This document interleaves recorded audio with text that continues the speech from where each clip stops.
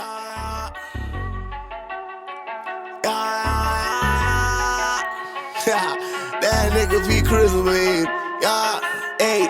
I'm shameless, so shameless. When my dogs on the block, it was dangerous. Take your girl out to eat and she's paying. I'm shameless, so shameless. I'ma go hit Tahoe up. Come bring the Tahoe truck, body bags on body bags. Come pick this garbage up. DJ mixing in the booth, he leave him traumatized up. I ain't got no time to waste. Let's get these commas up. I'm sitting in class, I can't even focus. Looking at teach, hoping that she don't notice. Titty sit right, that ass be poking. I'm sitting in the front cause I gotta be the closest. I'm just waiting for the bell, let everybody leave. I passed with an A, but left her with a D. I know what you want in I this. was in a rush. I was trying to get to fucking Black Panther. What time did it start? What? Black Panther. That shit started at 10:59. I was like, what the fuck? No trailers, nothing. The trailer started at like 10:50. Oh. I was like, Ben, why would you tell people 11 o'clock if this shit start at 11 o'clock. Right? Because You know what I mean? niggas gotta do better. Usually the trailers start at 11 o'clock. Nah, the movie started at 11 o'clock. Which means y'all should have been there early. I'm trying to hold seats and shit. They see us parking. I'm like, yo, y'all better hurry the fuck up. Yeah, they missed most of the movie as well. She came in after. I was just like, listen, I don't even care no more. Because she's going to be late. She started giving me excuses. I'm going to talk to you later. Just let me know when you're here. I don't want to hear that shit. There's always something. There's a valid excuse. There's always a valid excuse. But how is there always a valid excuse? It can't be me. Is it me? That's Because why am I here? stressful. How am I here? And you're never there. Isn't it a rap bar? It's a rap bar. I think it's Nah. a Nicki bar. I realized that about people because I know myself. I always got an excuse. So I stopped making excuses. I'm like, you know what? Some people are just When there. did that happen? Huh? Are we recording? It's recording, So we are recording. but you know, That wasn't. I'm still So we are. It's recording, but we're not recording. not officially. Is it record? Is the sound? Because we can be It's recording. recording, but Are we recording? she wasn't ready. Because I want to know when you stopped making excuses for lateness. Does that happen to you? Did that? Are they are Gemini delusional? Oh wait, I don't make excuses. You don't make excuses. You don't say, "See, what happened was this." That doesn't happen. It's me. No, maybe I'll do that with you because I'm joking around, but I Oh, don't do okay. that with real people. You know what I mean? Here we go. That's energy. That's it. We can write that down as a title. We can just start right now. I don't do that with real people. With real people. I actually like that. let's just start like that. I don't do that with real people.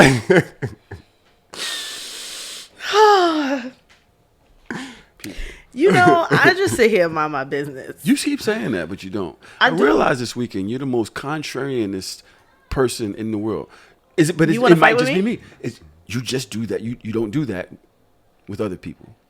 Excuse me? Right? Explain. You Let's don't do elaborate that on with this real thought. people. Let's elaborate on this thought. How do Every you feel? time I say something, you find a way to disagree, even if you agree. How I asked you a question earlier. You said, what? today? Yes. I said, is that your munch? You said, what? Cause like, why would you reduce somebody to that title? But I'm is that I'm big grown. your munch? You could. There's so many other But ways is that you could. No, So no. she wasn't your munch. I don't know what you're talking about. Exactly. Which is what, and I realized this. We're in the movie. This I just weekend. realized that sometimes like your wording is just very tacky, and it just takes me Tacky. off. It just Can we throws just me talk off about guard. tacky? The word tacky Because I said you was tacky on Twitter. on the internet. I said You it. come behind me. We talking about your friends in around mixed company. You just this is very tacky. Tacky. That's a tacky word to use. Actually, to say tacky in front of mixed company is tacky. Okay. To your friends, no? What do you think? Your friend just said that you're not even a real person, so you He want to didn't ask say this that. nigga? He didn't say that. But go ahead. I didn't say that. He's actually about to agree with you. I can see it in his face. Because he knows. I know what you're about to say. Are you about to say that he used to call me Tacky Tahoe? I wasn't gonna. I was trying not to say it. I was trying not to say it because I know you didn't Now like look at that. No, I I didn't know that. Well, it was a group of people that used to call me Tacky Tahoe. But it's Tacky fine. Tahoe is fucking. You know, it is. What it is. I don't know why. Why is that funny? Why are you laughing? You thought it was funny? You said I know you didn't like it, but you thought it was funny. Is it now you're I just think it's funny now. so you don't? So think, it has a ring to it. But that's not why I thought it was funny. what? Did you find it was ironic? Because I've never heard that before. Yeah, so that's why it was funny. And I was, I was like, I'm not gonna say nothing because I know you ain't like that. So you got beef with me? What you? No, I just find it that very interesting that I have learned to deal with so much trauma. Mm-hmm. I've learned to not incorporate it. It's become a norm. Mm-hmm. For Was me. a pun intended? What? Learn to deal with so much trauma. There we go. See, it's going around in Good circles, job. bro. It's just going around in circles. I would like to start off the show by saying, yes, I love joking and everything. Just take it away from me that I would like every single person that can hear my voice right now, take the time out to make sure the people around you know you love them. It's very important. It's very important. As much as we joke, as much as we call names, as much as you may, say, they're all right. They're all right. You know what I'm saying? Like, they got their man or they with their kids or they hanging out with a whole different group, whatever it is, whatever it may be. I'm making up a bunch of shit that doesn't really relate. Make sure that if you fuck with somebody, they know that you fuck with them. Make sure that they know that you love them. Life is so fucking short. Takeoff's funeral was yesterday. And I thought about Offset and Quavo for a second, amongst a million other things that's going on in life that I'll speak on in a second. And I was like, they was really friends. It's really friends. They let business get in the way. They let bullshit get in the way. That was relevant to them, huh? Are they all related? I know Quavo and Takeoff were uncle and nephew. Right, uncle and nephew. I thought that I think Offset was is in their there. cousin Like as a well. cousin or I'm something. not sure. Yeah. I thought so too, but I'm not sure.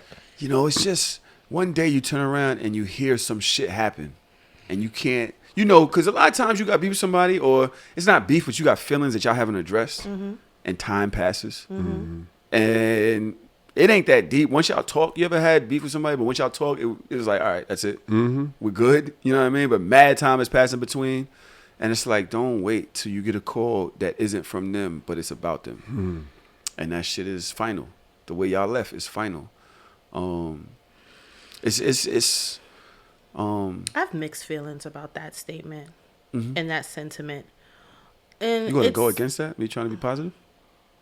Okay. No, good. Fine. Find a way to be a contrarian right now. It's I'm cool. not being a contrarian. I feel like guilt is a thing only when you don't deal with understanding that not all relationships, not all friendships are supposed to last forever. So I feel like for me, there are people that I have mad love for or had mad love for that I don't fuck with anymore, but I'm not going to pick up the phone and call them. But it wasn't just, I agree with you. Disagree with you. Like some people, the relationship is over. Yeah, and it's past. and that's The fine. time has passed. I feel like That's cool. I feel like that's the problem. I feel like sometimes and then when bad things happen, it's like, oh, I should have mended. And you're allowing guilt to put aside whatever your better judgment was at that time, because not all relationships are meant to last forever. Some friendships, family, they're supposed to end. I 1,000% agree, and I'm mad that my wording made it more about that than reaching out to people that you just haven't spoken to in a while. Right. Yeah, like 'Cause it's that just I like that. agree with. That's what it's but really me is about. Right. Like, Yeah. you know what I'm saying? Like people that you just they had a kid and they're home with the kid now and you're out. Thank you for saying that. I have something to say about that. You know what I'm saying? Or whatever more? Oh, I'm not allowed to speak. Yeah, but I'm trying to be positive. That's what I said. Thank you for saying that. Alright. I have something to say about So that. yeah, reach out. Make sure if you got a best friend you haven't heard from them, maybe they're away at college, or maybe they just got married and they with their husband, their kids, all of that, and you just haven't spoken to them. Like, just make sure they know that you love them, because there's an understood love. You know what I'm saying?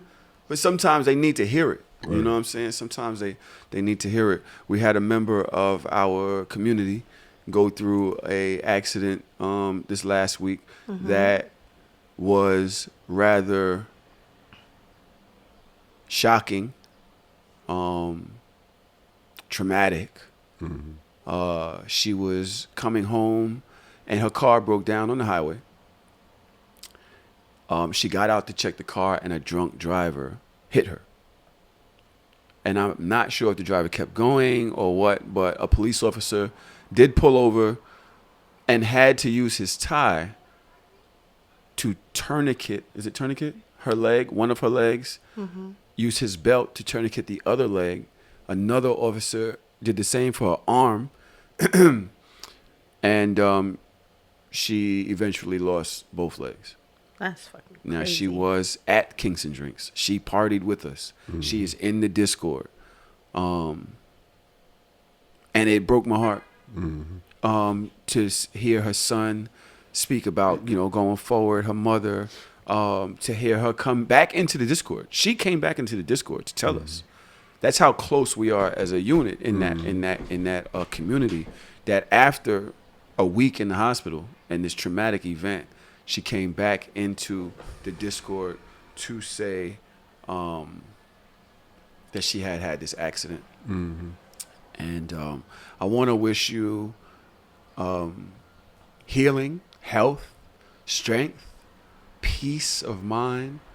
I want to wish you a stronger community than you've ever had before. I want to wish silver linings. I don't know what it could be. I don't know what God's purpose is. Said this at the funeral. I want to believe that you have a plan or something like that, but I don't get it.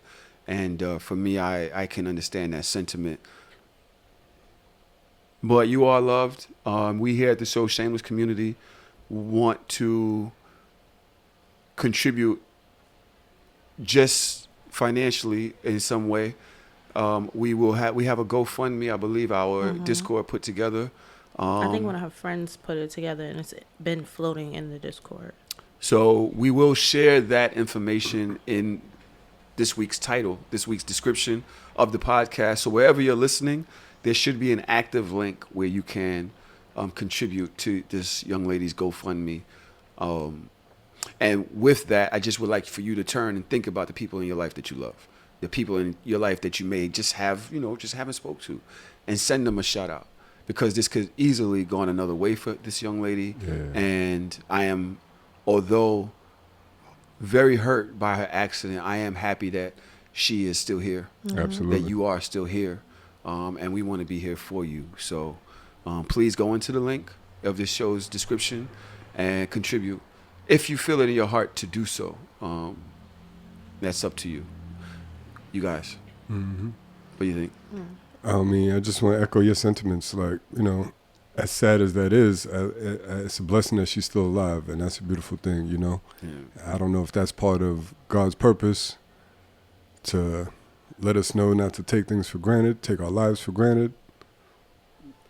Like you said before, take each other for granted. But, we're only here for a short time.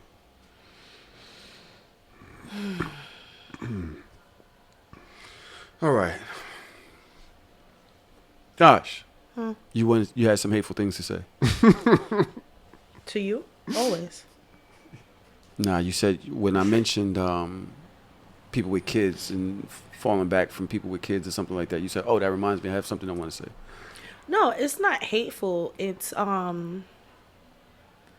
sometimes I feel like because I have this platform, I should amplify conversations that may be personal but echo larger than my circle. And what I will say is treat your friends with children like people. I feel like a lot of times people, especially when you have friends that don't have children, you ostracize your friends with children under the weird guise of being helpful, I guess, or, oh, I know they have a kid, so I'm not going to invite them, or, you know, they have a kid and I don't know what their babysitting situation is, so we're just going to go out without them.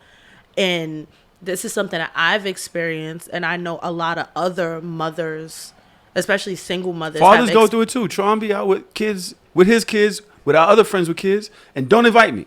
But go ahead. And I be having kids.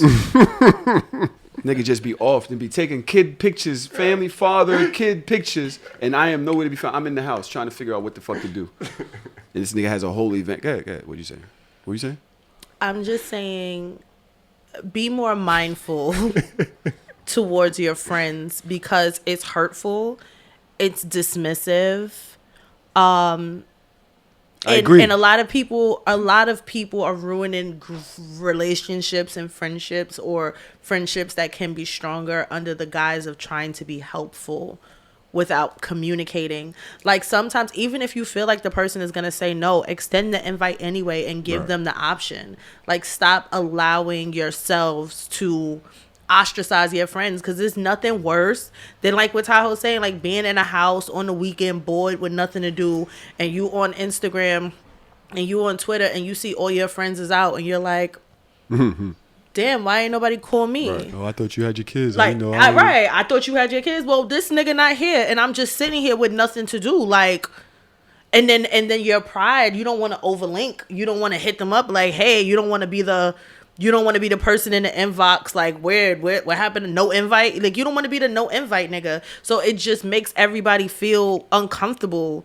And there's so many mothers right now that are just like trying to figure out, like trying to deal with or navigate motherhood, career, and friendships. And when your friends are ostracizing you, like, that shit is crazy. It's kind of weak. It's kind of whack to have a social circle. And then once you make a move in your life, whether it's work or children or whatever, and now your circle kind of circles you out. Yeah. Like, why can't y'all say, yo, let's go over Dodge crib? Not for you. Yeah. Like, let's go. That we gonna go Dodge crib. We gonna bother her. I know she in the crib park or whatever. Yeah. And the next thing you know, you got a bunch of people in your crib or whatever, friends, That's and how they it make should you be. feel dope. Yeah. You know what I'm saying? Or whatever. Like, why is it that the Joneses is more important than us? Like, and that shit kind of is bothersome. I've fell victim to that too, Dodge. Like, I don't get the invite sometimes because people always assume I'm busy or I'm with my kid on daddy duty. So I will want to say, like, what we could do on our end is be like, you know, if you have a chat or something, be like, hey, what's going on this weekend? I'm not on daddy duty this weekend. That's like something I'll say if I'm looking to get into something. And then, you know, you'll get invite. Or sometimes, like, just let them know, like, yo, invite me out. I might turn down the offer, Right, but or I might include show up me in later everything. because Yeah. I have to situate something. But stop excluding your friends. Like, if they really your friends, that shit is mad hurtful. Can I say this though? That segue was one of the best segues ever. Like, Dodge, I know you got some hateful things to talk about. I didn't want that I'm to go, obviously the villain. that segue that was awesome, by the way. Really? Yeah, I didn't want that to go unnoticed. Well, I have another one. Dodge, you have some hateful things to say. Dodge is talking about excluding our friends. And I have been getting bombarded with the way we exclude people who are trying to stand up for black people, like as a voice. Like, you're a voice, you're coming down on Kyrie when he's trying to do something. What was he trying to do? He's trying to do something. Come they're on, like, so y'all know I the said I was on pundit, Kyrie's side. The Leave me talking alone. heads on the Shaqs, the LeBrons, the Stephen A. Smiths, the Tahoe TVs. We need you to stand by your brother while he goes through this, but instead you come down on him. I want to say I watched the movie Shut after our discussion last week. Thank God before it was $50. I heard it's $50 now. It Is it? I know it was 50. to buy it, it's like $11 to rent it. Oh yeah, I rented it. Me too. You guys watched it as well. I did, Yes. yeah. What were your thoughts? Did we go to left, right? Were we on point? What do y'all think in regards to? And I'm just going to say to the suspension, there are things that happen after we can discuss very quickly. Trav has put together the Discord, and you guys that are helping with production have put together a very good show. So I want to get into that. But what do you guys think about this movie that we watched? This Hebrews to Negroes.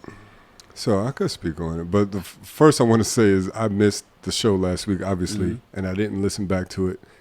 And Oh, that's great. right. I know. Sorry. Me either. I usually do listen back when I miss an episode, but I was on vacation. We need to add to the Yo, streams. so much shit went on. Give us a stream. I'll click First on of it. all, These niggas, I clicked on it. No, Just turn you it know, down. but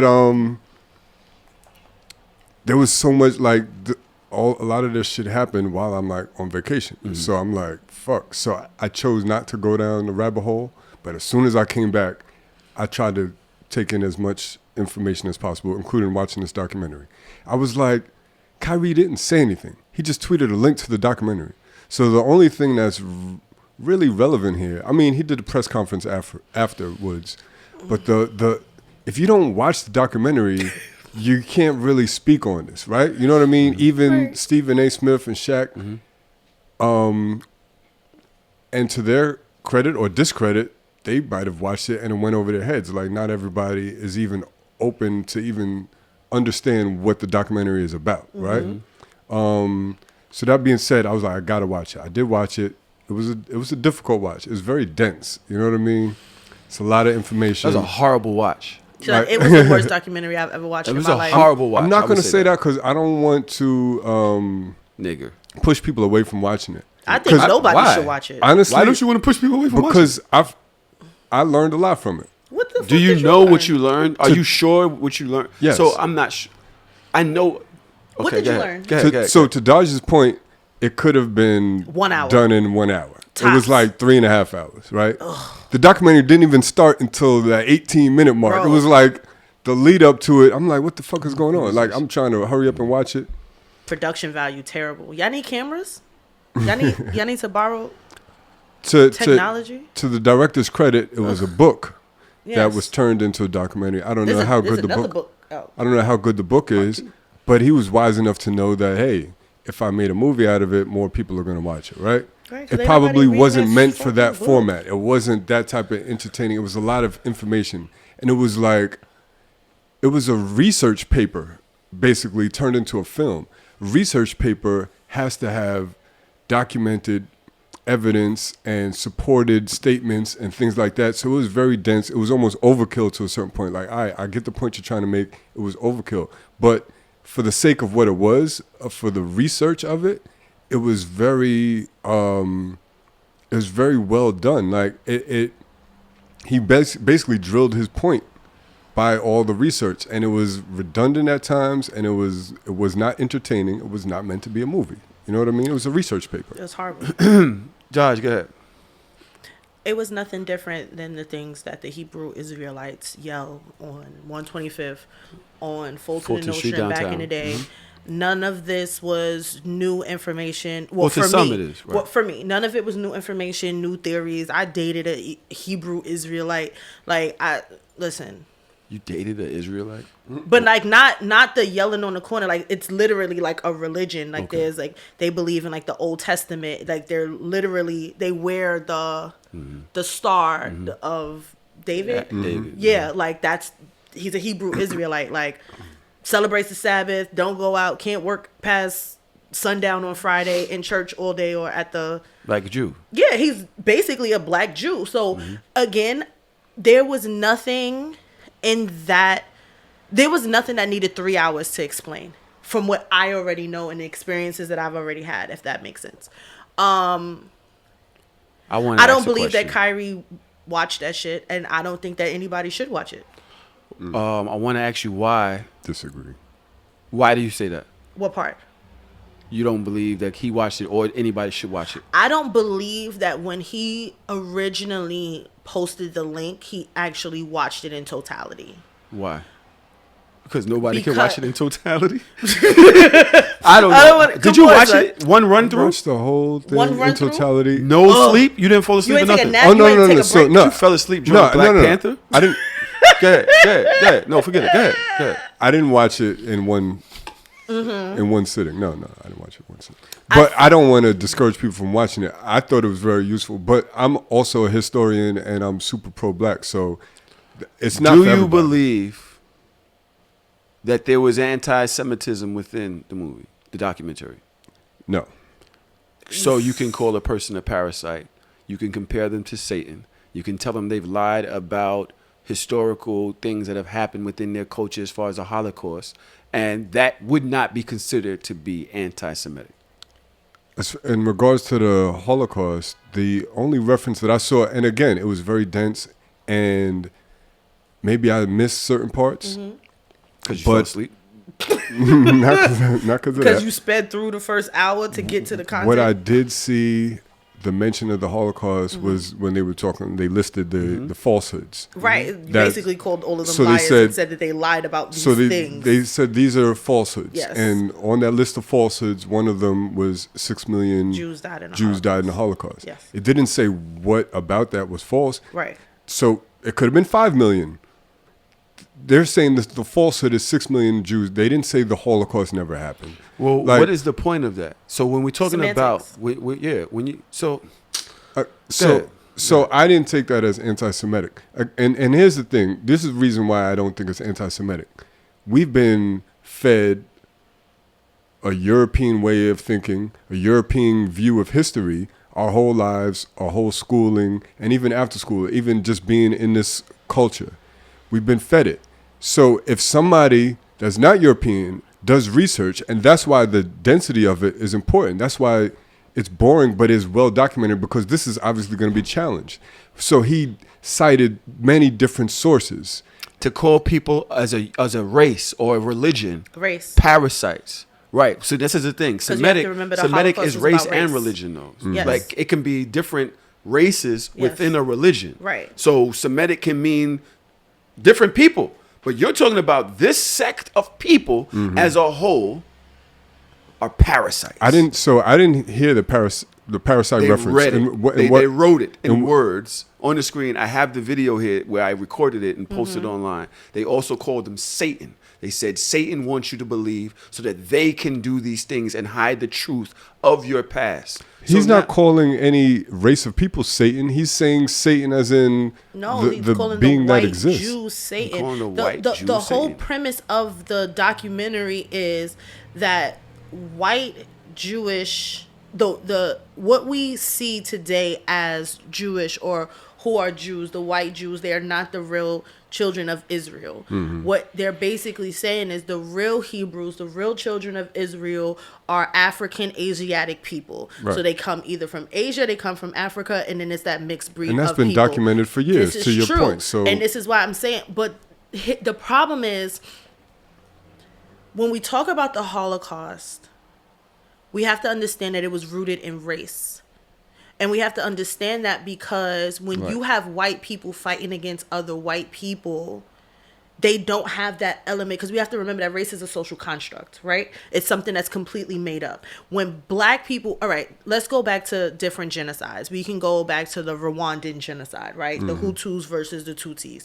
Those are two black people. You had to separate them somehow for one to feel like they had the right to usurp or kill the other. So you separated them by complexion and you separated them by physical attributes, which separated the Hutus and the Tutsis, which allowed the Hutus to feel like they had the right to murder the Tutsis. The same thing kind of happened in Europe during the Holocaust, where it was when you were separated, like blonde hair, blue eyes, dark hair, dark eyes, you're Jewish, right?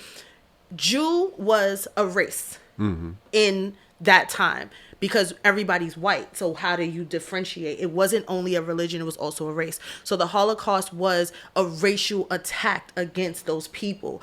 This documentary is saying that that whole race of people are liars and that they are not truly who they are, instead of saying like But it's they the can tone, be too. who they are, and we can be who we are also. Like Yes. it should have been in alignment, because I do believe that Black people, a lot of us are the descendants of the Hebrew Israelites from the Asiatic space. four A lost lot of tribes. us, yes, the lost tribes. A lot of us were also a part of the transatlantic slave trade, which brought us here. Like, I get it.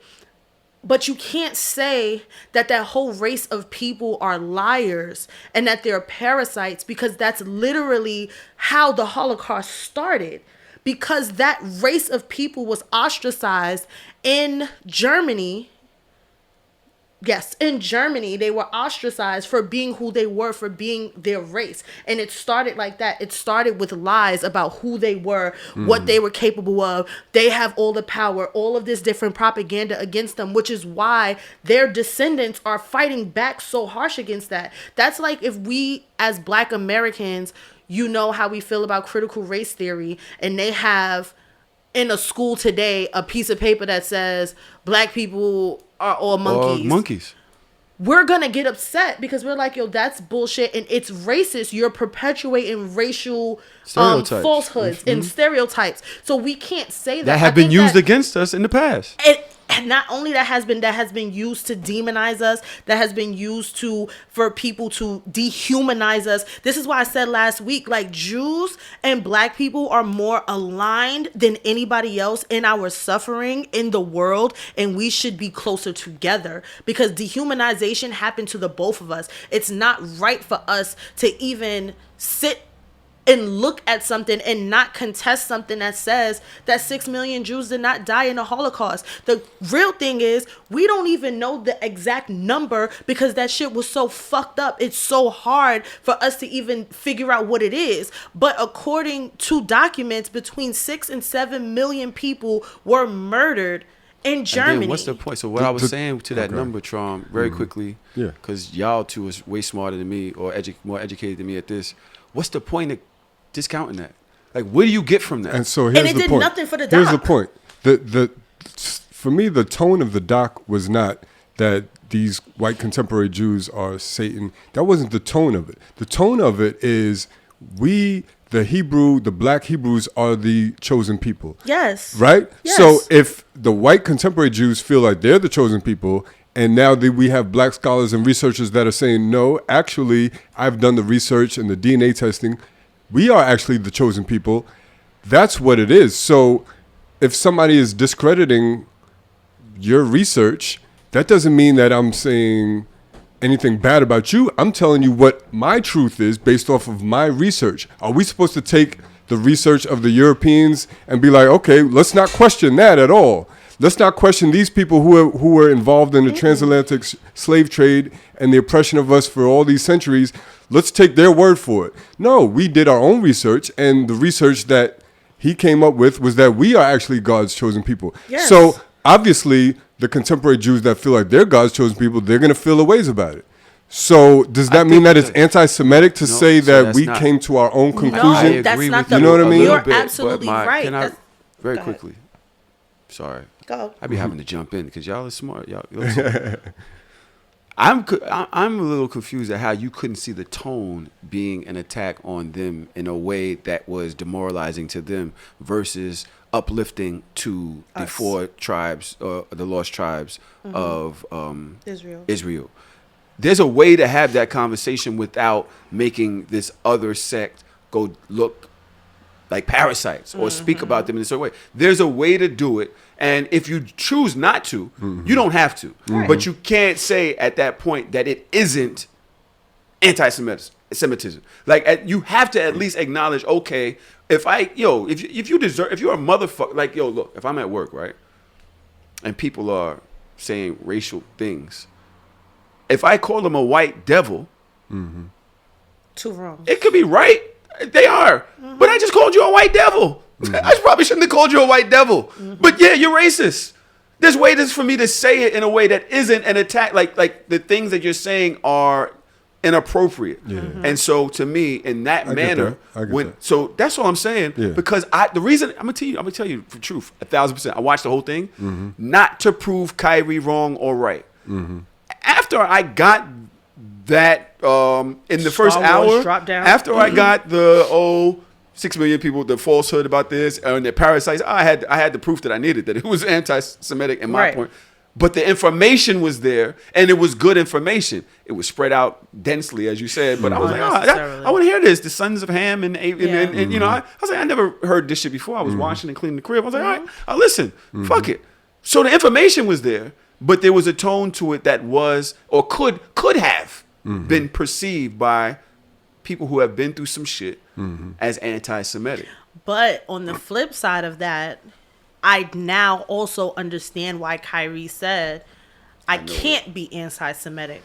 And he feels like he can't be because he feels like he identifies as a Hebrew Israelite. He is one of the descendants of the lost If tribes. that was the problem. Therefore, he cannot be anti himself. If that Now, was if that was true, then we would not have been mad at Kanye for saying slavery was a choice. Huh? It doesn't make if you say some shit that's racist or that's just fucked up, it doesn't matter if you're one of us. It doesn't matter. You said some fucked up shit. We really was like niggas gave away the Yeezys behind that. I gave away my Yeezys behind You that. did.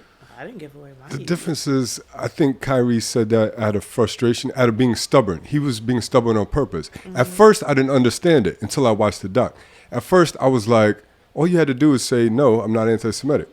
And then say, I can't be anti-Semitic because I know where I'm come from. But they asked he him, didn't. do you believe that the stuff in there was anti-Semitic? That's when But the became big tricky for him. big question was, are you anti-Semitic? Yeah. And he didn't answer that directly. Right. And he was purposely being stubborn. And I understand why he's being stubborn. Why? Because I feel that he was offended that he even had to answer these questions. I agree. What he was doing is pursuing. Remember, we were brought here. We were stripped of our culture. We were stripped of our religion. We were stripped of where we came from. We don't know. He's a 30-year-old man in search of his identity. Yes. And in his search, he watched this documentary instead of taking the European's word for it. Instead of taking what he learned in history class in the 8th grade and just accepting that for what it was, he's doing some research now, right? So he watched this documentary and he shared it with people. Whether it's all 100% true, there was a lot of documented stuff in there that can be fact-checked, right? Of course, you can dispute it. But those facts are disputing what we've accepted from our Europeans, right? So he's like, listen, I understand where he's coming from. I have to apologize to you because I'm looking up where I came from and what my origins are. No. So he was being stubborn in that moment. He could have answered it blanketly like, no, I'm not anti-Semitic, but he felt offended that it even had to go there. And I felt offended too. Like after I dissected the whole thing, it's almost like when, give me a second, and let me know if this analogy is off, right? When Colin Kaepernick kneed during the national anthem, knelt during the national anthem, they were like, oh, you're going against our veterans in the military. He's like, no, I'm actually not going against the military. I'm standing for something else. Kyrie's not going against any group of people. He just wants knowledge of self. The So analogy is off. your interpretation of what I'm promoting is totally different. The He's not analogy is promoting the Yeah, it hate. is a little off. He's not promoting. big off. Well, tell me how I'm wrong, because a lot of military took that as disrespect. They didn't. So here's the thing. Colin, if I remember correctly, Colin wanted to do a protest and he specifically consorted people in the military and said, this is what I want to do. What's the best way to go about it? And they told him kneeling would be the best way to go about it. That's where he got it from. That shit didn't come out of his own brain. He actually had a conversation with people about it, but mainstream media propaganda kind of bolstered it up and made it be different. But on the flip side of that, every time Colin was asked about it, his answer never changed. He was very direct and concise about what he was doing, what he was standing for, and why. He explained himself. Kyrie never really explained himself. And not that he should have had to, but when you put certain things out there, you got to be basically willing to die for what you got to say. And if you really believe it, right? Mm-hmm. I personally, have you guys watched or do you guys know the documentary Hidden Colors? Absolutely not. No. Dr. Umar, Tariq Nasheed, Absolutely Shahrazad not. Ali. Like, I was like big into Hidden Color. It's like 5 of them, and they're all about 3 hours long. And I have watched every single one of them, and I have posted about it, I've tweeted about it or whatever. And then the people have come to me and like, well, what is it that you agree about this? Because I think it's just all black nationalist propaganda. And I'm like, well, these are my points that I agree with in it. These are the points that I'm not sure about. But it's not to say that it's not worth looking at, it's not worth exploring more of, but I can say emphatically that I don't agree with everything that comes out of Dr. Umar Johnson's mouth or Tariq Nasheed's mouth. Right. But a clock is wrong 2 times a day. Mm-hmm. And sometimes I'm like, they're absolutely right. And sometimes I'm like, y'all niggas is kind of wilding. You understand? But that is, if I'm going to stand on it and I'm going to bolster up this documentary and tell people that they should watch it to gain knowledge of self, right? Mm-hmm.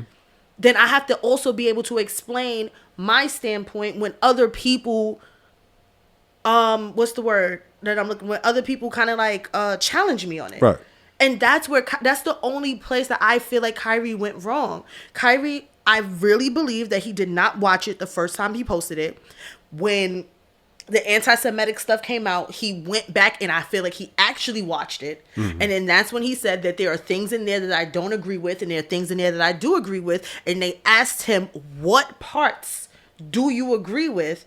And he did not give a straight answer. And then they asked him about being anti-Semitic and he did not give a straight answer. He kept saying, I can't be. But if for a person that never watched the documentary, they don't understand what you're talking about. But now that we have watched the documentary, we understand what he was talking about. Mm-hmm. So it's very simple to say, you're in a press conference.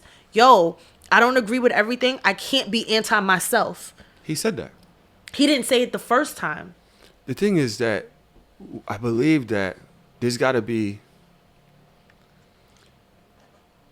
as much as I believe that some of the information in there was anti-Semitic, I can also say that, yes, I like when I say, yo, I hate driving through Williamsburg, them niggas be fucking it up. Mm-hmm. They can take that as being anti-Semitic.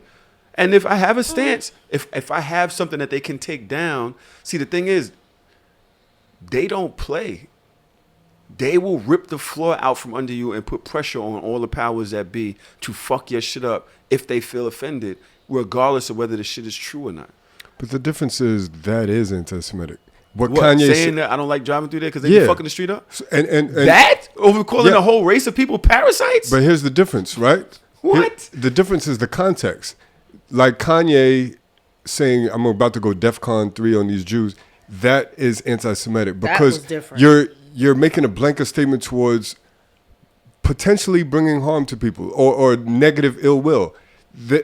And the tone, obviously we all have different perceptions. Mm-hmm. The tone that I got from this documentary was about us knowing who we are and where we came from. The tone wasn't against somebody else. It wasn't like, oh, we're going to go to Williamsburg and fuck some people up. That was not the tone. So how is me saying going through traffic is horrible because of the way they fuck the street up? That's not what you said the first time. You was like, they just be fucking it up. And fucking the street up. But the reason why because there's nothing positive in it about the upliftment of your people. It's just something negative about a blanket group of people. Me getting somewhere that I need to be is an upliftment of me. Yeah, like of a white boy. What are you talking about? So white boys driving down Notion Ave, all these niggas is all in the street and I'm trying to get to work. Niggas is a direct, is it? Yeah. Like what? It's different. He didn't say niggas. Or even white if people say, these niggers. All right, let me say it. So if they don't say niggas, if they like these people, right? Even if it's implied. Listen, if you say, you can say whatever the fuck you want to say in your house, in your car, by yourself. Once you say it out loud to the masses, where it can reach people, is the problem. But the intent, though, is to uplift and to teach your people something so they can have knowledge of where they come from. Don't go down Bedford Avenue. The difference is what I say in order to uplift my people, it might conflict with what you believe in. And you might feel a ways about it.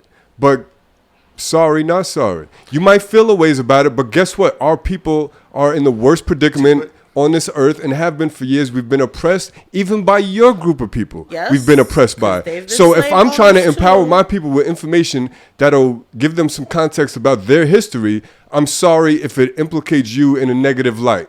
But that wasn't my intention. My intention was to fine uplift my say. people. And that's fine to say. But he didn't say it because he was being stubborn on purpose, and I understand why. I don't know if I'm not saying it was smart, but I understand. Lack of eloquence on the podcast. Yeah, I don't think that it's stubborn. I think it's lack of eloquence and lack of having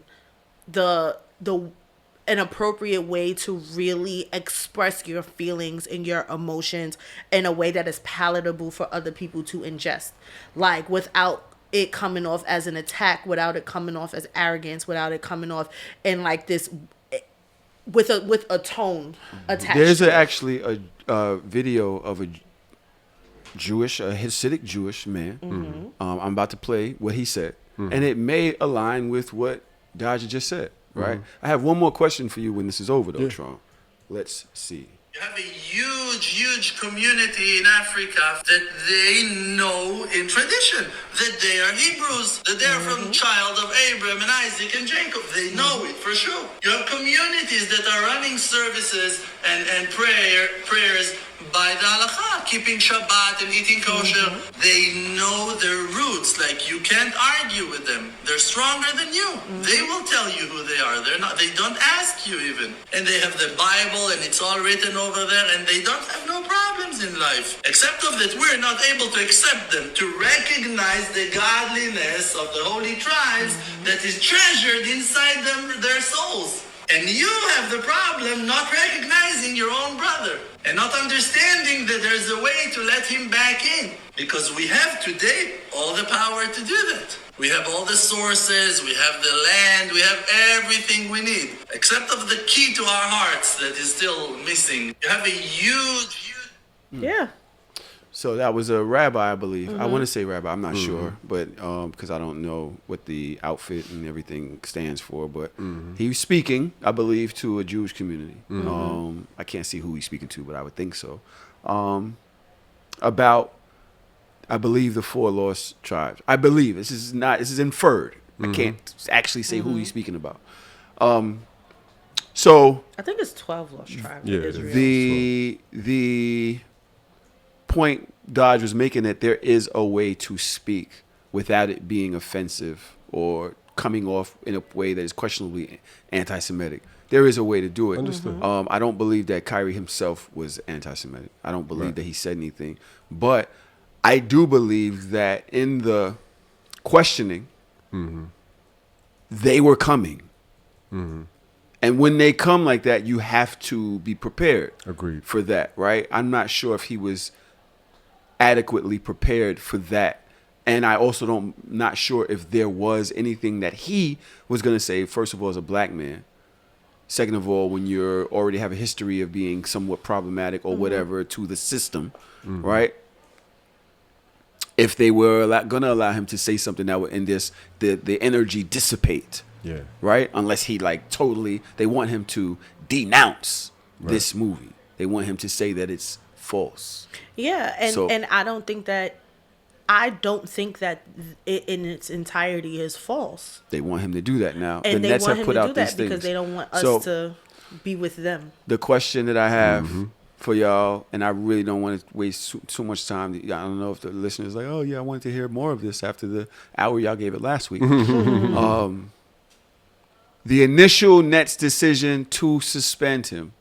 Traum, you weren't here last week. Right. Do you understand why they did it? Yes. So, after everything that I said, when I first heard about what happened, one of the first things that I acknowledged was that Kyrie was being stubborn, and I also acknowledged that he could have ended this easily by just saying, no, I'm not anti-Semitic. You know what I mean? He said, I can't be. He said I can't be, but he was That's being too vague. like, you can't.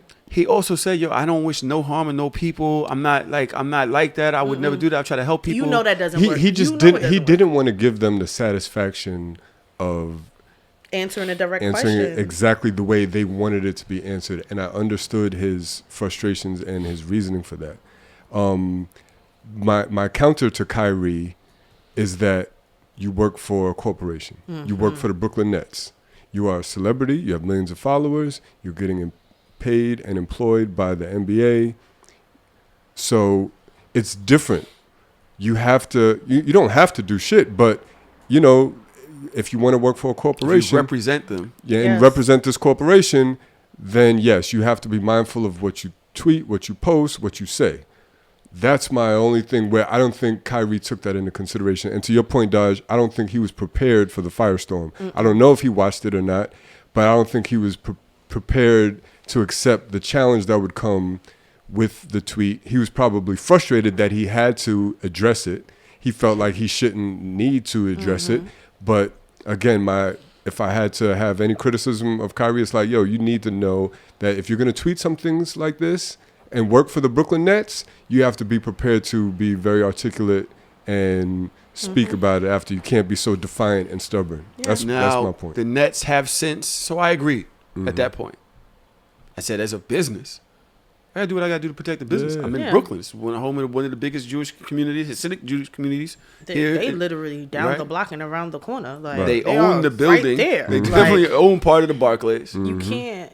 Like, this is Brooklyn, New York. Yeah. You know, you're gonna be under some shit. It's not like you out in Utah where you say some shit about them. You're like, yo, fuck it. When we come there, you know, they're gonna be here. Then they're gonna be outside. Yeah. Right. And then we get on the bus or the plane or whatever. And we get the hell out of there. Right. You're right here. Right. They were on the floor. Right. They Yeah. started getting floor seats, wearing fight anti-Semitism Semitism, yeah. shirts. This is becoming a big deal, Kyrie. We need to get away from this as a business.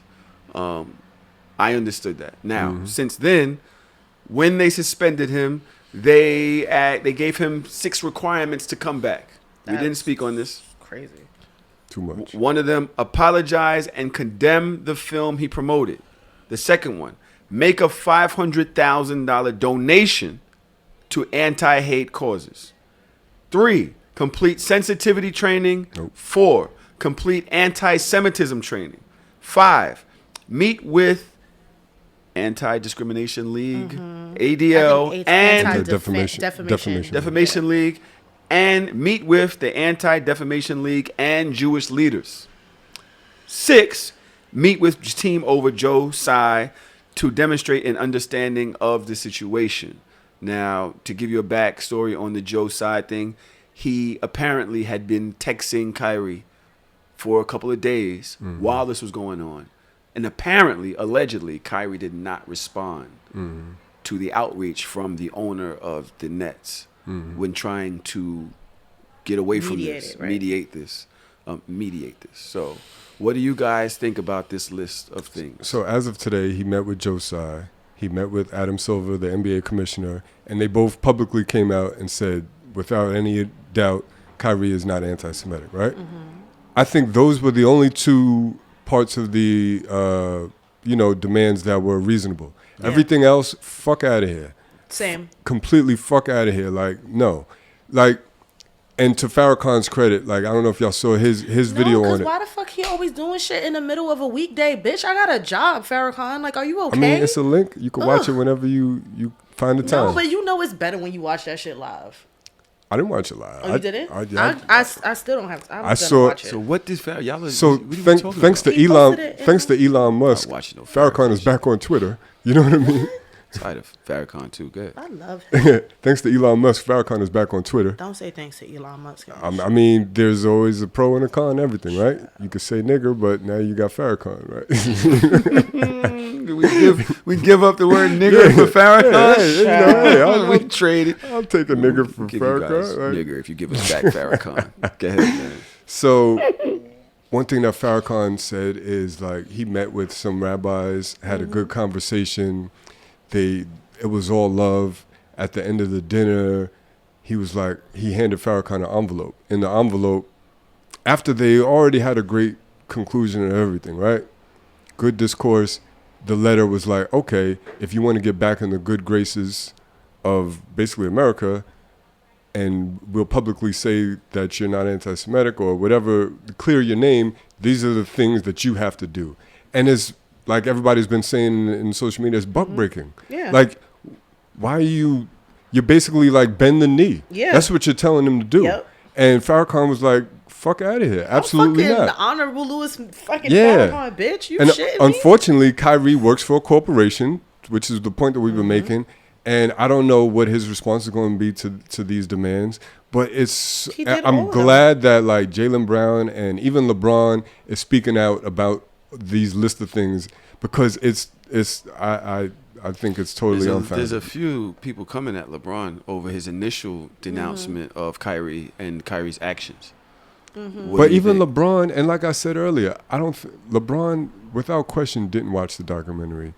And Shaq and Charles, maybe they did. Son, I'm telling you right now, I watched it and I thought that the information in it was anti-Semitic. I watched it. I'm telling you, do I stand with them against Kyrie? No. Do I think that there was positive information in it? Yes.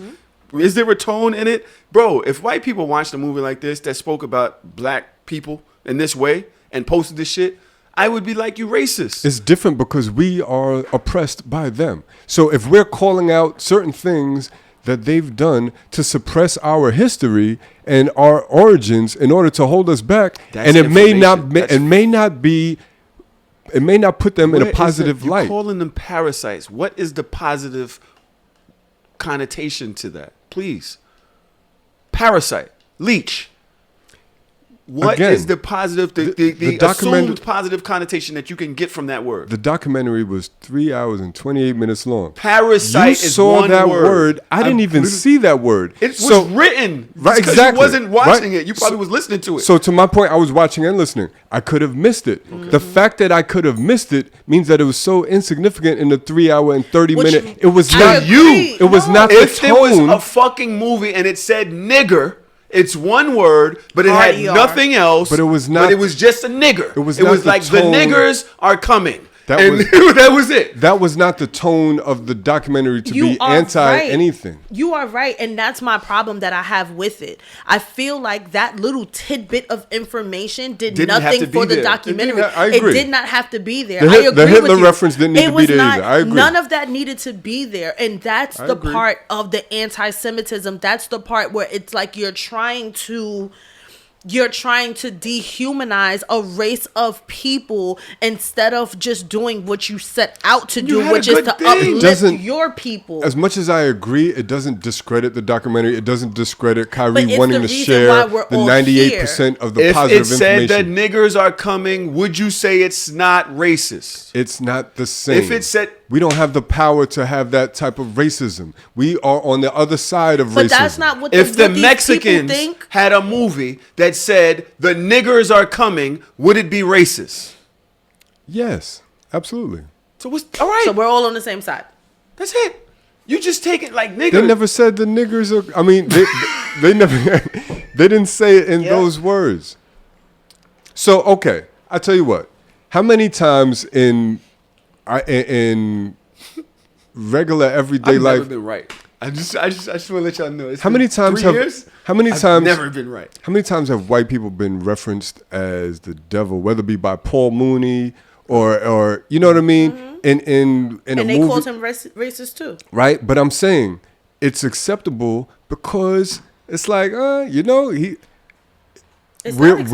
on the Jewish community have gone through an atrocity put on by white people, by other, like literally white people, the blue-eyed, actually Hitler, blonde hair or whatever. That they would call it the perfect. What do you call it?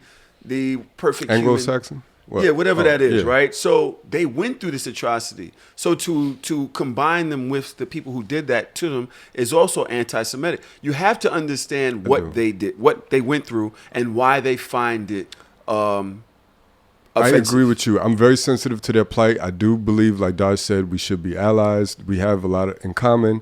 I also believe that in search of our history and in search of how things went wrong with us in the past, there are historical references that implicate the white Jews in our oppression and in their involvement, in their financial gain in the transatlantic slave trade. Yes. So if we call it out, and obviously I don't agree with the words and the, saying the, parasite and stuff like that, but I understand the sentiments. We are black people that have been hurt bad, including by this group. Okay, so I would have left it out the movie as well. But listen, you can't blame this director for leaving it in there because the way he's putting it, he's calling it as he sees it. Honestly and truly, I'm just very appalled by all of the heat on Kyrie, and none of the heat is on the person that made this or on the platform that it stands. I'm very confused. And that's why I think I don't agree with that whole bullet pointed list, because if that's the case, then any job can put us in a disciplinary situation because of something that we consumed and shared on our personal social platform. That can't happen.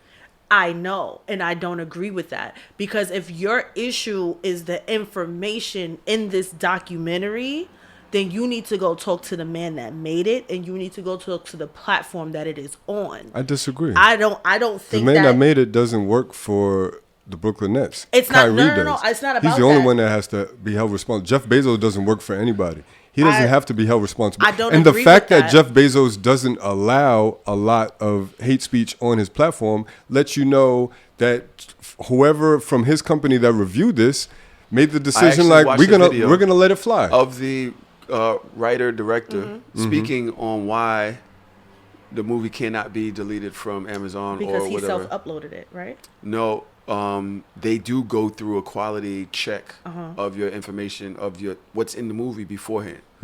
They approved it. This is legal shit. So once they go through that thing, I guess it would be some type of discrimination Okay. to delete it now. But he did try to upload other movies, which did not make it. Right. So the process has worked, for Amazon in the past. On this one, Those folks apparently, watched it and they felt the same way I feel. Like did. I could see how people would be offended, but it's not that bad. They did. Can we move on? Yeah, we can. After this break. Yo, Millie, what happened to that? We do breaks again? What happened to the whole break thing? Okay, Melly got mad jobs. She can't hold the sign no more. We need it's somebody fine. else. It's fine. What the fuck? It's 5. Do you see how many? Oh, it's 4? Hold on. Wait. Y'all giving away shit? We didn't even say Giving what the it was. You keys? just said it's 4. We losing recipes. You didn't say what it was. Daj, you actually have had your own. You've been under attack a little bit. I have? Yeah. Oh, I didn't even notice. I wanted I'm to so know, happy. because I already know you're going to tell people suck your dick and all of that. But there has been, Daj and I get attacked a lot on Instagram. I don't know about Twitter, TikTok. Daj checks the TikTok more than I do. But on Instagram, it's me being the guy that talks down on women. I hate women.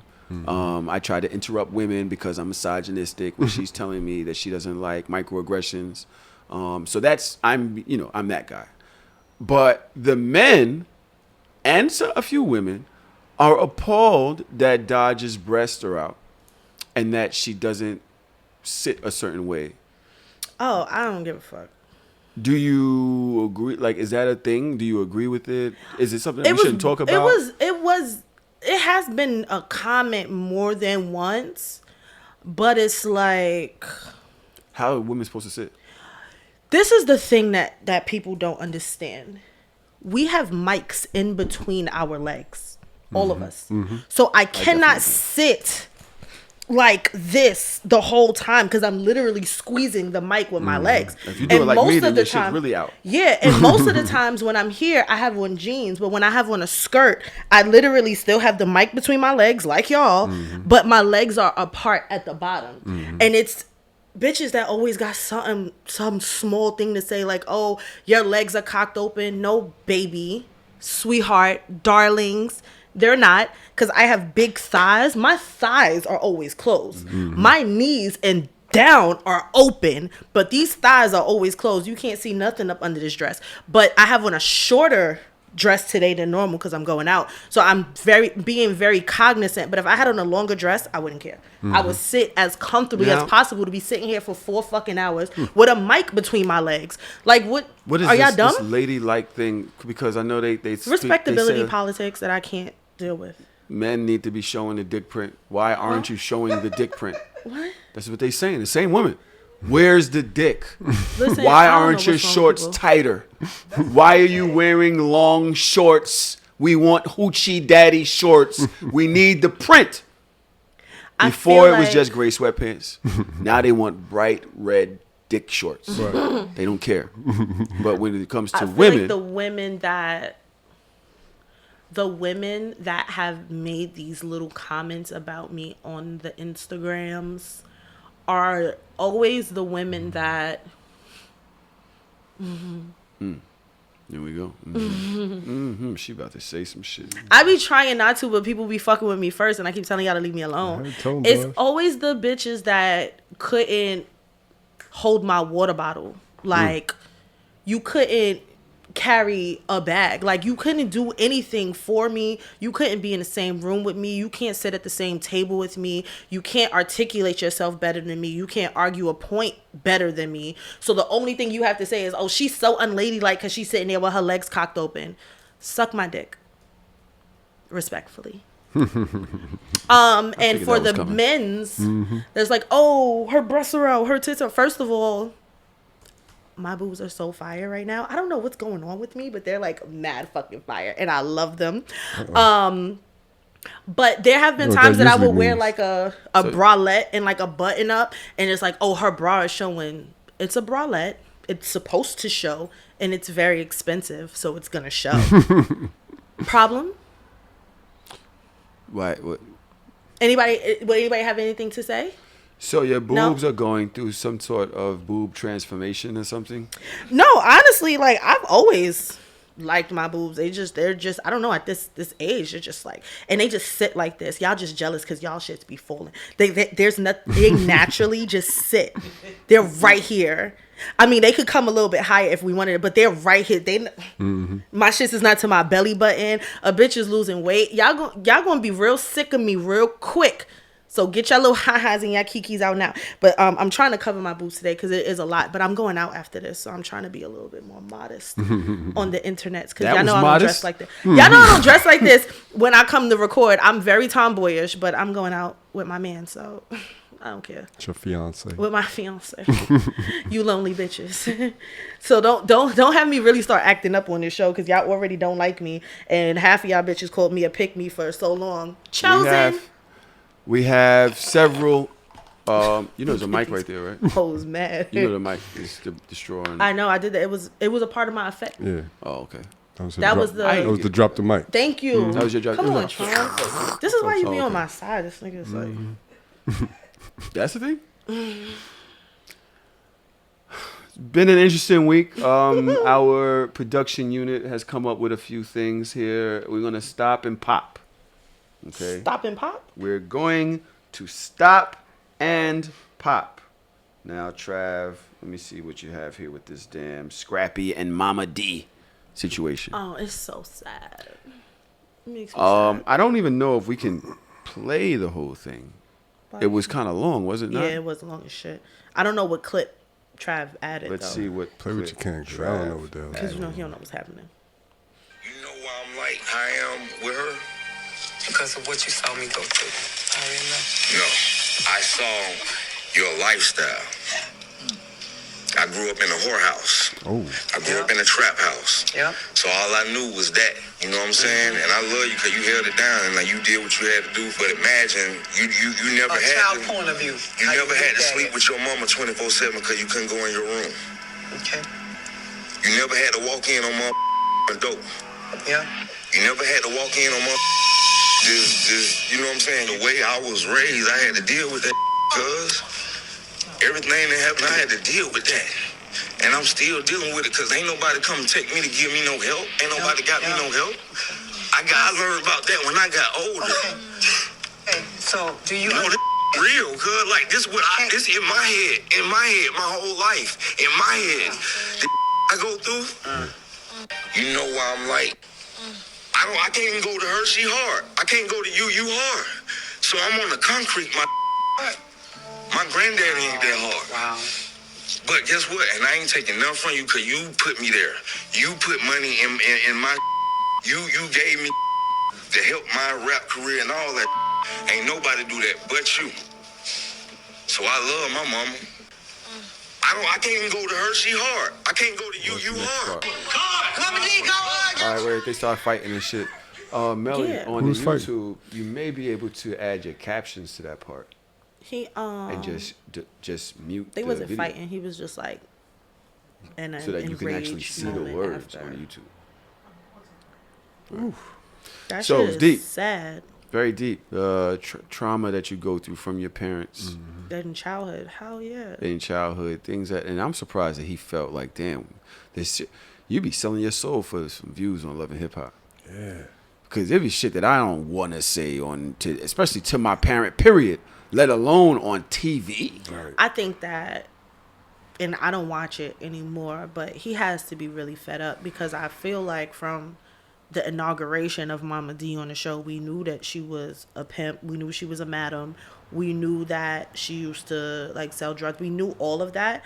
But I think that for me, as somebody that used to watch back then, I never thought of it And that's in hard. that Yeah. perspective, like Raising the a fact kid that you were with it. raising a kid in that environment and what that could possibly have done to him cognitively, emotionally, socio-emotionally, psychologically, and that shit is really heartbreaking. And even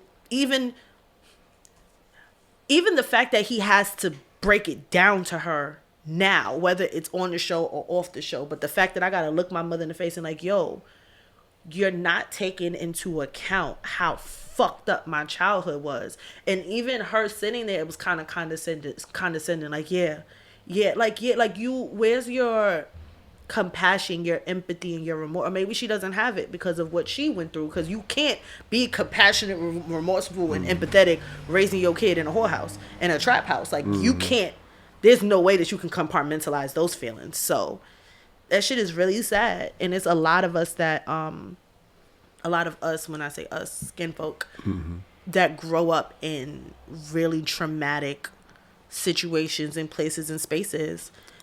To And your it's point, sad. to your point, Dodge, what was her response? Was there any? She didn't have a her lot of response? compassion, which is why in the end he was like flipping tables and Okay. shit because he was like so frustrated. And some of the other castmates was like, yo, like go hug your son. Like your Right. son is telling you how he feels and you're She like just shrugged stoic. shoulders. She was like, okay. Very hard, I guess. That shit is sad. I can't say that for me. I was saying this on a recent show. I was like, yo, there's a lot. I think I said this to you. And you was like, What? because you were contrarian. Okay. I said, yo, it's fucked up when you see a child that's born into a situation that they can never recover from. And I said, I believe so. okay. Well, here we are. That shit is crazy. But yeah, it's like, I remember seeing, like, I think I said this, that I remember seeing a woman downtown in Wegmans, one of the best supermarkets, and she was motherfucker, or not motherfucker, but cursing at the kids. And the kid was dressed a certain way. She was dressed a certain way. You knew that she was probably from Red Hook, right across the street. And the kid was Fort what? Greene. Okay. Yeah. One That's or the the other. Fort Greene and Farragut over there. Yeah. Yeah, Wegmans. Farragut. Yeah. One of them. I'm trying to, yeah. One of them. Thank Yeah, you. right. Not Red Hook. You're right. But, and the kid is going, that's, imagine. And I be seeing parents, like, dragging their kids to school in the morning. Like, hurry the fuck up. Hurry the Yeah. fuck up. Pulling them. Kid just, like, you're like, yo, my legs are shorter than yours. You're rushing my legs and you basically got me trotting next to you like a puppy. You know what I'm saying? And you're fucking up my life. Not my life, but my day. Definitely my energy. Yeah. And this is what I'm going to turn around and have to give back one day. One day I'm going to get the energy, and the vibe to give people what you're giving me. You're teaching me how to be like this to people. You know what's crazy? A lot of people have said this before. There's no manual that teaches you how to be a good parent, right? No. When I had to put my youngest daughter into a charter school, they made her go through a little program, and they made the parents go through a program called 3-Year-Old Journey. Before she gets admitted, the parents have to complete a program. And they taught us things that I've never heard before that was so powerful. They taught us things like, listen, kids get stress as well. they do. And a lot of times we pass our stress on to them. And one of the points that they mentioned was like when you're rushing, when you're in a hurry, you put stress on your kids. Hurry up, get out the house, Yeah. like do this, and you're rushing them out because you as a parent didn't plan and Yep. didn't take the time to be able to walk out of the house peacefully. And now you're yelling and cursing at the kids, and those kids have to digest that, and that's stress. And not understanding because they don't understand the concept of time yet. They don't understand It's not their fault. certain things. It's Yeah, not their fault. it's not their And like fault. even as a parent, I know what that's like, and it is difficult, especially if sometimes you have to drop your kid off at a certain time to make it to work on time, and you're rushing and you're dealing with that, and it's like the stresses and the pressures of life that. Which makes this country such a stressful place to be because Especially this city. there is no this country is a corporation. It's not a real country, and they don't really care about their citizens. They use their citizens as worker bees. So it's like this sense of urgency that's always in this country that like you got to be here at a certain time because if you're 1 minute late, then you're late, or then you're gonna get doctored, and you have to have a conversation with your supervisor. And it's like, but I have to drop off my kid, but you need to figure out how to have your childcare in order, and it's always a thing, and it's so stressful. And when you don't know how to manage your emotions, it's so easy to pick on the little person. But it's also when you're financial strain and don't have control, like financial control over your life. All Like of you're, the things. you're literally have to get to work. You You're have literally to. scared that you're gonna lose your job Yeah. and not be able to afford life. Whereas there are people who are way more better set in life that don't have that stress. Like you're Yeah. not gonna press me about gym. Yeah. Jim, you're not going to press me about being 10 minutes late to work, okay? You know, I had to pick my kid. You know what I mean? I'm coming at 9:45. Right, Alex. right. You know what I'm saying? It's a whole different vibe versus the secretary or whoever gets there and it's, Right, you're more expendable. I mean, need to Yeah. speak to you Yeah. Right, yeah. before you go to your desk. And And, then you're it's- scared for your life in that conversation. Yes. So now, there's a different level of stress. But, I'm sorry, Dodge, but I just want to stick to that point of be careful of what you pass on to your children. You're teaching them shit. Every conversation, the way you listen, the way you don't listen, the way you communicate, the way you don't communicate, you're passing that on to them. Like all of those little moments, they're adding up. All of those little. I watched Traum raise Marley, his youngest daughter. I've never seen him bothered. Like, I've seen Traum bothered before, but I've never seen him bothered with her. Like, and she's done things. She might run off, or she, might bother him in a moment where he's talking, and she'd come and just jump in right in the middle of the conversation, and he'd be like, give me a second, let me just deal with this. So he's teaching her how to be Yeah. with every conversation, Yeah. with every engagement. And I'm just like, yo, And it's so I've difficult. never seen that before. I don't even know how he does it. Because Yeah. I mean, obviously that's his nature. That's your nature as a human being. You're not, aggressive and all that. But the care that you're taking and raising her, the intentionality and just being a positive role model, a positive influence, positive energy, laying that on her. You know what I'm saying? Because this world is stressful. New York, you're talking about this country. New York is a whole different level of stress. Terrible place to raise So children. having that oasis of peace and calm in your home Yeah. is because I'm sure as she grows up, she's going to be that for other Yeah. people because that's who she was taught to be. That's the energy she got versus where other people may have gotten different energy from their homes, and now they are that to the world. Yeah. And it's so difficult with kids. Like I am an advocate for the quintessential bad child always, because I don't believe that there is a such thing as bad children. I just believe that children are a product of their environment, and sometimes as adults we kind of have to meet them where they are, and not take offense to everything, and know that not every child is rooted in the same morals and values and respect and all of that all of us that are rooted in, and use them as teachable moments, because some of these kids just need love. You could tell the kids that they don't get hugs at home.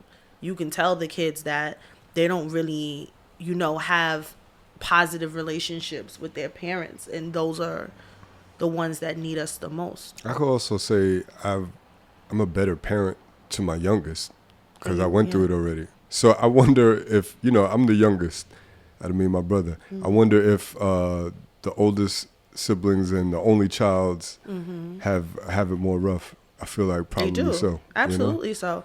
I think that, like, for me with parenting, like, I I tote a very fine line with my kid because I do get frustrated and I do get aggravated, but I try my best to like keep that from her or not to direct it to her because Parker Jesus, that kid does a lot, bro. Like a lot, like from wake up, sun up to sundown. But it's never like with like malicious intent. Like she's just so vibrant and bubbly and energetic and so loving, and everything is just like, I love you, I love you, I love you. I want to jump and I want to be with you and I want to like, can I sit on you? Can I sit on you? Like you can sit next to me. Like no, I want to sit on you. And it's like, bro, you can sit here, you can sit here, but please don't sit on top of me. So right now we're working with patience, which is difficult because not even a lot of adults have that. But I'm trying to get a 3-year-old to understand. So when she asks for something and I'm like, no, not right now. And she's like, I got to be patient. And I'm like, yes, baby, you have to be patient. So then she'll go sit down and she's like, okay, mommy, I'm being patient. And I'm like, okay, girl, you don't gotta announce it because that's not being patient. But all right, we're gonna work on it. That's like dope. I'm That's trying. It's so difficult to not make the same mistakes that your parents made, and this whole soft parenting thing. I'm really trying. Like, and it's there are certain moments when I'm just like, yo, I would have got my ass whooped 6 ways from Sundays by now. But I'm gonna try to talk to her about it. Like, we're gonna try to talk it out and have a conversation, go through some breathing exercises or something. But then it's sometimes when I'm just like, yo, bro, like, am I pussy? Wait till our kids we are. Like, am I? Yo, Parker Especially did some now. shit the other day, bro. She I was not in the right state of mind to take it seriously, but Drew was so mad at her because she did something and I think I said no and she went like this to me. She was like, I'll bust your shit. She was like, I'll bust your and shit. I started laughing because I'm just like, she don't know what she doing, and he's like, nah, she trying to buck up at you. He was like, that shit not funny, don't laugh. And I'm like, So for the people that are listening and not watching, it was the flinch, like yeah, she like about she to like snuffle. flinched at me, like, and I'm like, yo, what the fuck is that, little girl? Like, what's happening right now? And then like now I'm too immature to be a parent sometimes because that shit funny, but it's not funny. So now I had to like have a conversation with her about why that's not okay. Where my mother would have just slapped the shit out of me, and I would have never knew why it was wrong, but I would know not to do it again because I would have got shit slapped out of me. So now we got to talk about it. Like, We speaking about parenting. Trav has actually put his own segue in. Serious. I know he did this on purpose. Nice. He's like, I know he did. And the caption goes, woman who doesn't want to be a stepmom. Let's see what this is. Just spoke up with my boyfriend of 3 years because he told me he's getting full custody of his 3 kids. I can't imagine coming home to 3 kids that's not mine every day. I mean, I'm not mad at it. I'm not mad at it either. That's not the lifestyle that she signed up for. If again, I would question whether. What are y'all talking No, about? yeah, I got to What? give you my. I got to I'm give you not my. mad at I got to it. give you my. However, the however is if this is really Y'all my are nuts. person, then circumstances can change. No. Right. So if you're my person and I feel bad for even saying this. Let me figure out another way. And something happens with your health, and it's not the lifestyle that I had envisioned, right? Here's what's wrong. I'm still gonna be there for you because you're my person, right? But I feel like this person has like a conditional type of relationship with their partner. So these conditions don't meet their lifestyle anymore, I'm and she's going to out. interject and call bullshit. I'm going to say, I hear you, Yeah. that you held a certain standard to your relationship. Fuck that on this. I'm not going to do what I did at the end of the last episode. We had to erase it. I'm not going to do all that. But you're with this person for 3 years. You know this person has 3 kids. Where did you think this was? So did you want to get married? What did you want? Don't say when I'm talking. Don't interrupt me while I'm speaking. It's just ad libs. That's what they did. It's that's what they definitely did to me. ad-libs. That's what they did to me. I didn't. But if we're together for 3 years, you know I had 3 kids. Like, if I was gonna buy a house, could like my kids were never in the picture? Because when I get with a woman and she has children, her children are in the picture regardless of whether they live with her or whatever is not. I'm always thinking like, did you cook for your kids? Don't you have kids to go home to? How like what's the situation? I'm always checking in because I feel like it's important for me as a person dating you to actually care about your situation as well. Or I'm just fucking you.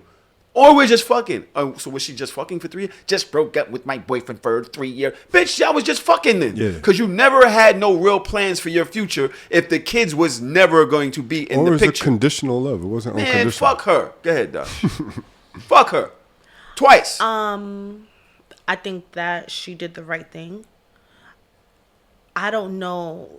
Well, I know that neither one of you have ever had an experience with a stepmother that you did not get along with as a child, or to have a step parent that you underliningly feel like don't want you around, or don't value your presence, or it's very clear that the relationship with your parent is paramount and the relationship with you is secondary, and how that affects children.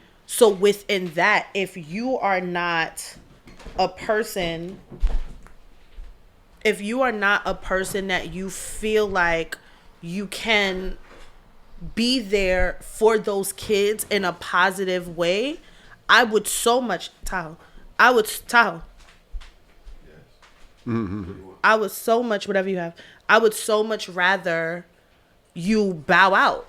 I would so much rather you leave. If you know that this is not the lifestyle that you want, if you know that you're not willing to be a stepmother to 3 kids, then leave. And don't affect those kids in a negative manner. Don't traumatize those children that are now living in your house, where you might have a way about you that you make them feel like they're outside. I you agree, make them dog. feel like they don't belong here. She did the right thing, but to Yeah. Tahoe's sentiment, she's still trash. She's not trash. She's honest. And I don't know why we don't like honesty. Yeah. What are you piece of talking shit. about? Honesty now.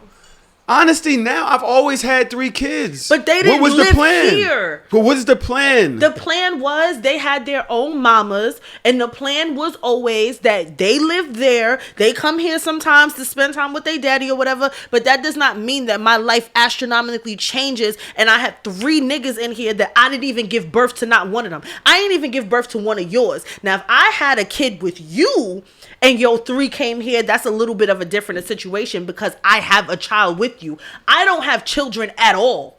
Everybody so now I can gotta suck my walk shit. into 3 niggas in my face every day that I didn't raise. That's not easy, the bro. audacity this world and generation has is amazing. That's crazy. But I'm supposed to absolutely. make sure that I'm taking care of you and yours. I'm supposed to do that. But you can choose You're to moving the not give it. goalpost. Yo, no, that is not. This is You literally are. the same one. As a man, we always got to show up, husband. But you're making this about men, We and this have is to not about always y'all. show up in a way that is pro family, pro this, pro that, or we're trash. But y'all can say that you can sleep next to me for 3 years, So, and then here's I the actually thing. become a better father, and it's like, you know what? Right. This doesn't work for me. But would you Get the want that fuck outta person here. around your kids? Doesn't So matter. that's- That doesn't it mean does that she's matter. not It trash. does You're conflating. matter. I'm So not Tahoe, I conflating. agree with you on this, but I definitely understand, like, to Daj's point, if she was a trash stepmom, the first thing that would have been said was like, yo, why did you agree to this situation if you're going to be a trash stepmom? Why Like, is being a she's trash bowing out stepmom gracefully. an option?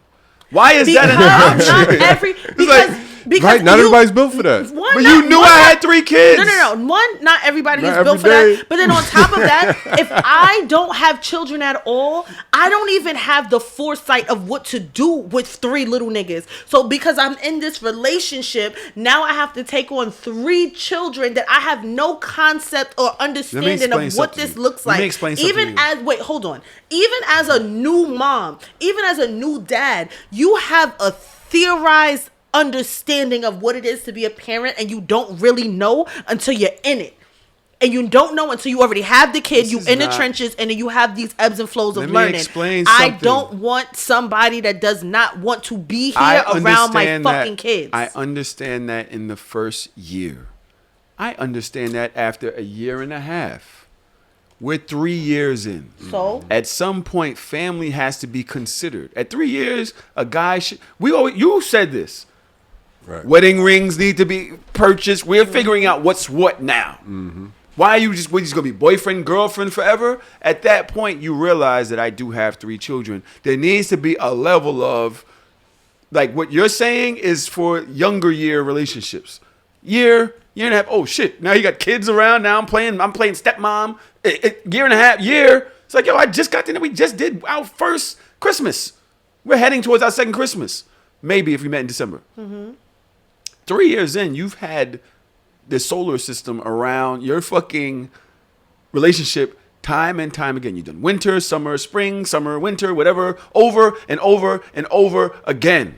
Now, all of a sudden, I get the kids, and it's no, this is too much for me. Fuck you. Fuck out of To here. be devil's advocate, because Fuck again, outta I'm here. more on your side, Tahoe, but to be devil's advocate Dude, again. just stick to one side. No, Just no, hold no. the line. Because I'm not gonna keep hopping the fence. Like, I hear you, but hop over here real quick. Yo. because I got some experience and knowledge that I want to share, right? So what I want to share is that the man in this situation that has the 3 kids has a responsibility to have the conversation with this young lady ahead of time.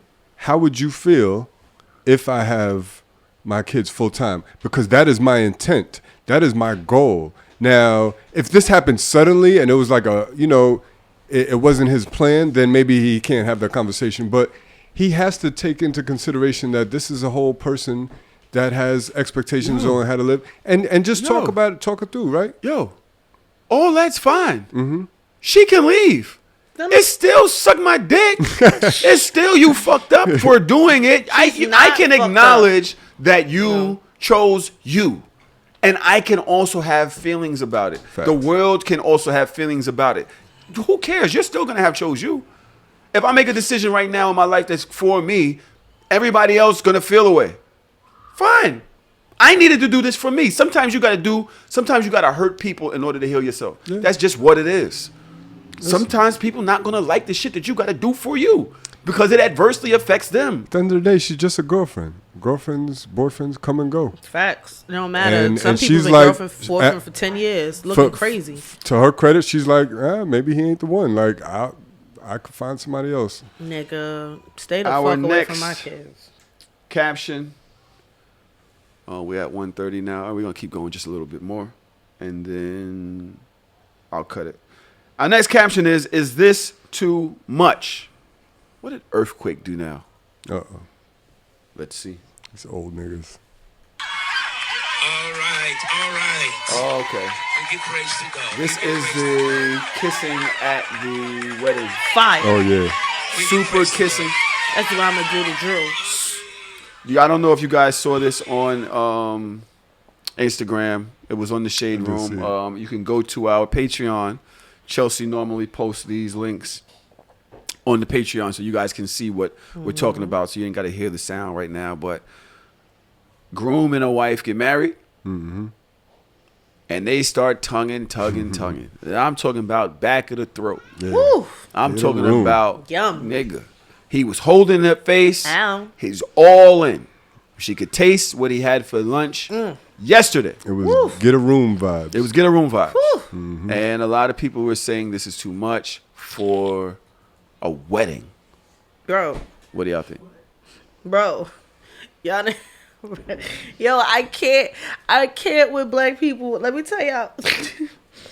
What? It's always something wrong. Like, it's the most negative Nancy shit ever. These 2 people just got married. And that's how they decided to, how they wanted their kiss. Like, that's mad love and passion. And y'all like, oh, it's too much. What did you do at your wedding? Shut up. I want everybody to shut the fuck up. I want everybody to shut up. You agree with this, Traum? Absolutely. Fuck out of here. I've DJed so many weddings that I've practically become a consultant to these couples because I've seen it all. And one of the first things that I say, and the most important things I say, there's no right and wrong way to do a wedding. Do it exactly how you want to do it. Don't worry about traditions. Don't worry about what other people want you to do. Do it the way you want it to be done. And if that's the way that they wanted to kiss, then who else Where's has the anything to say about that? tact? I'm This world sticking has so my much tongue less. down my niggas' tonsils. Don't I Do ain't see- something. Yo, Who gonna do something? Who gonna check me? Can I Who gonna check me, Traum? I personally probably wouldn't do that, right? this But world if has you wanna do lost that- so much contact with shame. Like, Shame? How can Where's you be the shameful tact? at your own wedding? Where's the niggas, tact? Niggas have baby showers that look like bridal showers. Where's the tact in that? this is a the fuck church outta here. function. That shit Your ain't at no aunts church. and uncles That was and not at all a types of church. people. Your grandmother's here. She's about to have Maybe a they're heart not attack. there. This is crazy. Tell her to close her fucking eyes then. Right? Can Yo. you can save this for the reception? Grandma might have been with the shits too, You don't man. even you don't know them they people. family? Y'all not with the shits. You don't know them. You don't know their family? It was a lot. It was For your But taste. for your taste, are I'm you? not saying that. I'm just being the devil's advocate. I was about to say. But I can see where people can say it was a lot.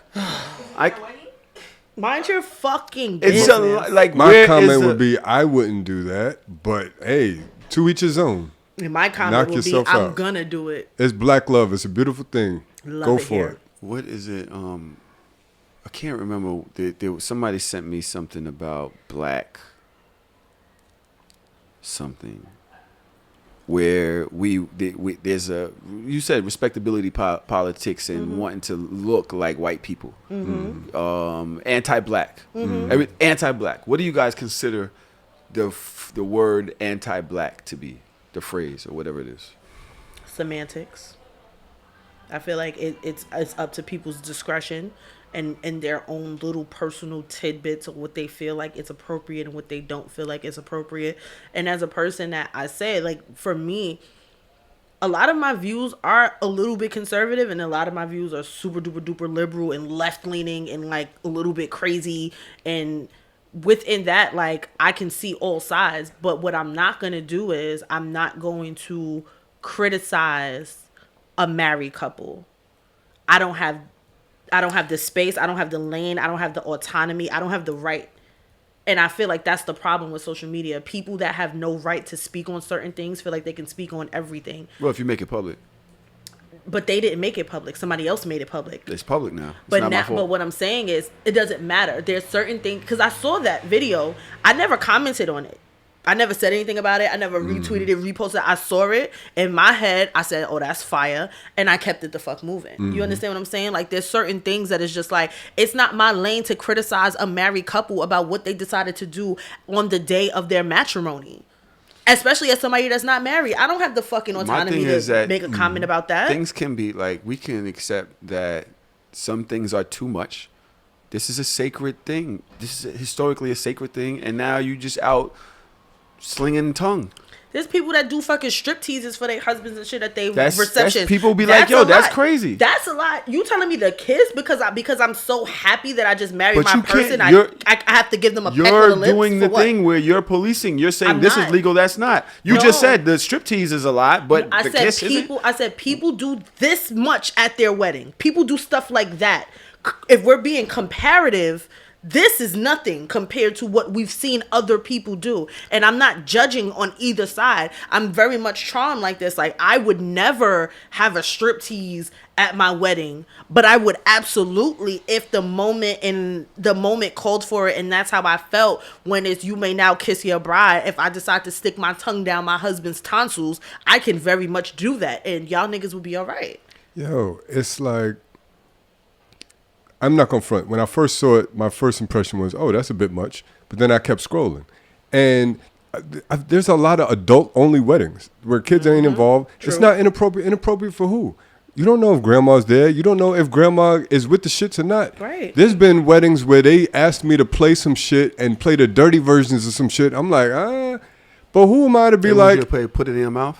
all of that, right? And this Ow. shit will ring off. Mom and dad on the Is you pop gonna that suck it or pussy, not? all of that shit, all of Suck that. it or not. They gonna play suck it or Ma, not I've at a been wedding. hugging the If block. they ask me to That's play right, it, hustling I would rocks. never play it because I'm a little conservative. You play I'm, R. Kelly? I'm an err on the side of caution. You playing R. Kelly? My niggas, I'll play it if the know, white baby folks girl, you ask wanna for suck it. or They're the not? only ones that ask for it. Try and play that at my wedding. My What? dick hard as a motherfucker. You don't want? Tell that shit to another sucker. Yo, I'll see. Chill. We trying to talk. She's over here. What did y'all put in this cup? Yo, She just lost. She just gone now. She's bought not. it. There is no sort of she's just out here. You said suck it or Tahoe, not. That's my fucking but song. to Dodge's point, like, you'll be surprised. I see the grandma on the dance floor wilding out to pop Throwing that. up And I'll be like, yo, I stuff. would have never thought that was okay. But they said it's okay because they know they people. Mm-hmm. It's their shit. All right. We've spoken for an hour and 30-something minutes, so obviously y'all know the first episode is coming to an end. We are going to start the next episode. I still have a few topics left. So we're going to start the second episode with a few more topics. We're going to get into This Week in These Niggas when we'll talk about Chico Bean never wanting to get married. This Week in These Bitches, where a woman has a booking form to date her. I love the organization. She got to be a Virgo. We'll talk about Shame on You, the young lady that we saw calling another University of Kentucky student Hard ER. slander names, some what's it called? Offensive names. And then the cap or no cap. So tune in to us on Patreon if you want to listen to the episode right now. It's going to be pretty good. Or you can tune in this Thursday. Also, I just would like to let you know at the top of the year that may change. So shameless.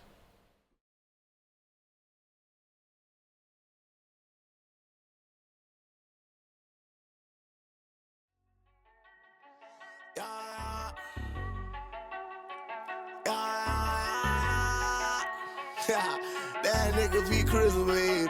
Yeah, hey, I'm shameless, so shameless. With my dogs on the block, it was dangerous. Take a girl out to eat and she's paying. I'm shameless, so shameless. I'ma go hit Tahoe up. Come bring the Tahoe truck, body bags on body bags. Come pick this garbage up. DJ mixing in the booth, he leave him traumatized up. I ain't got no time to waste. Let's get these commas up. I'm sitting in class, I can't even focus. Looking at these hoes like she don't notice. Titty sit right, got ass be poking. Sitting in front cause I gotta be the closest. I'm just waiting for the bell, let everybody leave.